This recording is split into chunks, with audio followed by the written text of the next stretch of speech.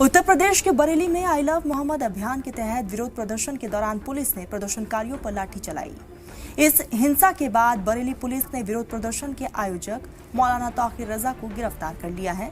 मौलाना तौकीर रजा के करीबियों पर लगातार कार्रवाई हो रही है। अब इन कार्रवाइयों और गिरफ्तारी पर मौलाना तौकीर रजा के भाई तौसीफ रजा उत्तर प्रदेश सरकार पर भड़क गए हैं। उन्होंने एक बयान जारी कर सरकार से बड़ी मांग कर दी है। मौलाना तौकीर रजा के भाई मौलाना तौसीफ रजा ने एक बयान जारी किया है। इस बयान में उन्होंने उत्तर प्रदेश की योगी सरकार पर गंभीर इल्जाम लगाते हुए कहा कि सरकार मुसलमानों पर बेइंतहा जुल्म कर रही है। उन्होंने योगी सरकार से मांग की है कि बरेली हिंसा में गिरफ्तार किए गए बेगुनाह मुसलमानों को रिहा किया जाए और उन्हें परेशान करना बंद किया जाए। मौलाना तौसीफ ने कहा कि जिनके ऊपर एफआईआर की गई है उन्हें तत्काल वापस लिया जाए। उन्होंने बुलडोजर कार्रवाई भी तुरंत रोकने की मांग की है। उन्होंने कहा है कि बरेली में दहशत का माहौल खत्म होना चाहिए।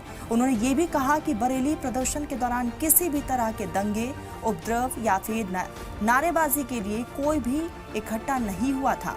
उन्होंने कहा है कि अगर मौलाना तौकीर रजा खान को मस्जिद जाकर ज्ञापन देने की इजाजत दी जाती तो वो इकट्ठा हुए लोगों को वापस जाने के लिए कहते हैं।